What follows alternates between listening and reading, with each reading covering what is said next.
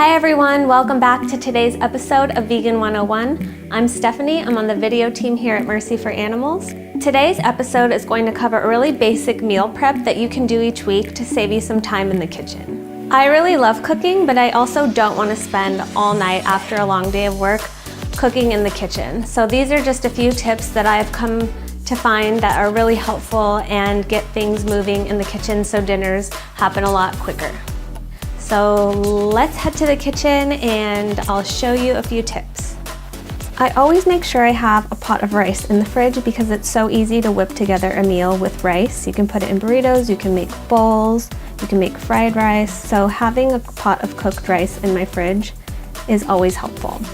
Just rinse the rice, put it in my rice cooker, and then let it do its thing. I also started trying to make dry beans because it is cheaper than buying a lot of canned beans. So I'm soaking these overnight and then I'll cook them tomorrow in my Instant Pot, but you can also do it in a slow cooker or on the stove.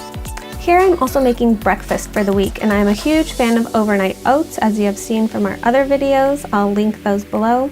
I'm making two different kinds. I'm making an apple cinnamon one and a banana one. And each jar will last me 2 to 3 days because oatmeal is pretty filling. So if you want recipes, please check out our other videos. And I just pop those in the fridge overnight and I'm set for the week. Another really helpful tip is to pre-peel your garlic. I hate peeling garlic and I hate my hands smelling like garlic. So by pre-peeling this garlic, I will only have to do this once this week. Just peel them all, put them in an airtight container, and pop them in the fridge. Next, it feels like I'm chopping onions almost every day, so this is a good way to get all of that out of the way at once. You can chop 2 to 3 to 4, however many onions you think you might need that week. Chop them all at once, and then you can saute them in a little bit of oil, adding in all my diced onions here. And as the pan starts to caramelize, you can add a little bit of water and decaramelize the pan. That way you don't have to keep adding oil. And then once all of the onions are browned, you can put them in a container. And once the container has cooled, you can store those in the fridge and then use them throughout the week, however you're needing them in your different recipes.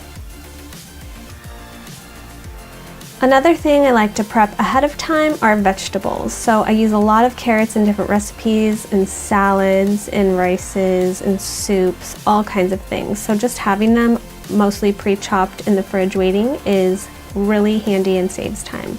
So I can cut them into sticks if I want to use them for snacks. I can cut them into rounds if I'm going to use them in salads. You can save some that are already pre-diced. Whatever works for you, however you'll be using them is handy.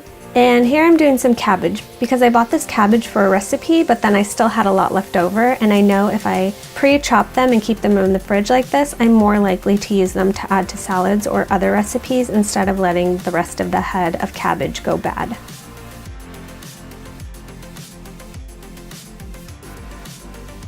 All right, that's it. I hope everyone is finding these tips helpful and useful and you found something you can implement in your own home. And if you are using these tips in your own home, please let us know. Share resources with each other in the comments and let us know how your vegan journey is going for you. Thanks so much, and we'll see you next time.